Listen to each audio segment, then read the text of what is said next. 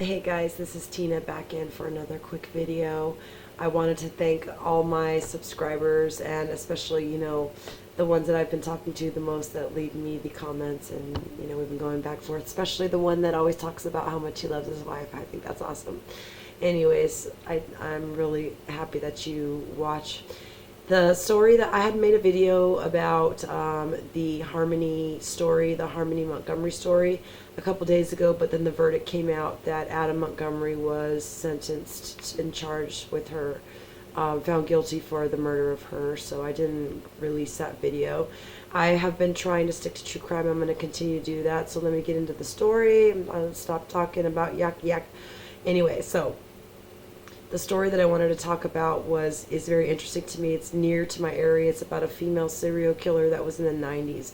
So I know that we all know the infamous Eileen Wuornos story, the female serial killer.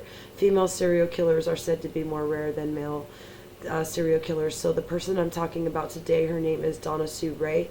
Donna Sue Ray was born in 1957 in California. Okay, so when she was born to a mother who was said to be like very vain, and so the parents ended up divorcing after 2 years. And then when Donna was around 2 years, it said that she would have these outbursts, anger issues and things like that. As she grew up, she went through school. She was violent. She didn't get along with many of the children that she went to school with. So this already shows a pattern of things that were to come. But the unfortunate part is later on her mom gets diagnosed with breast cancer and succumbs to the breast cancer in 1975. This prompts Donna, her name's Donna Armburst, okay, at this time.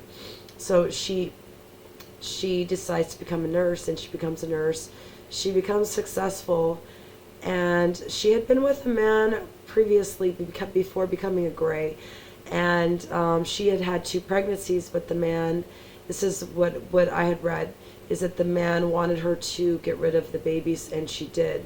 And then later on she went on to have 3 miscarriages, and that ended her up having some type of depression that came along with it, and medication that was to treat her mental health at the time. So she ends up marrying a man named Tom Gray.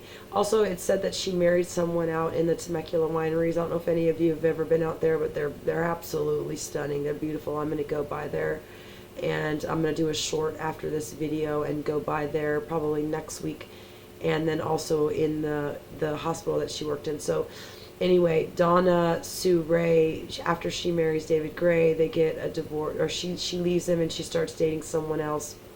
And so she just, she started abusing medication. So it said that she was fired from her job at, I believe it was the Riverside County Hospital, that, under the suspicion of, stealing.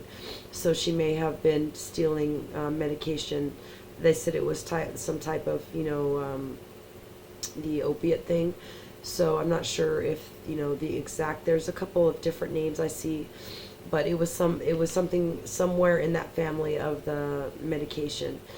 And so what's really compelling is that one day she decides, after she gets fired or whatever, she calls up her ex Tom Gray and says that her and her partner that she's with wants to meet up with him. But he decides not to do it because for whatever reason he just didn't feel like right about it or whatever. So that very same day Donna Sue goes on to murder a woman named Norma Davis. So Norma Davis was someone that Donna Sue Ray knew. She's an 86-year-old woman. So Donna Sue Ray, I'm sorry, not Ray. Her last name is Gray. Donna Sue Gray. I don't know why I keep saying Ray. So Donna Sue Gray goes to supposedly to Norma's house, and the woman is later found, passed away, and she had some type of wooden fork stuck through her neck. So the taking of her life was brutal.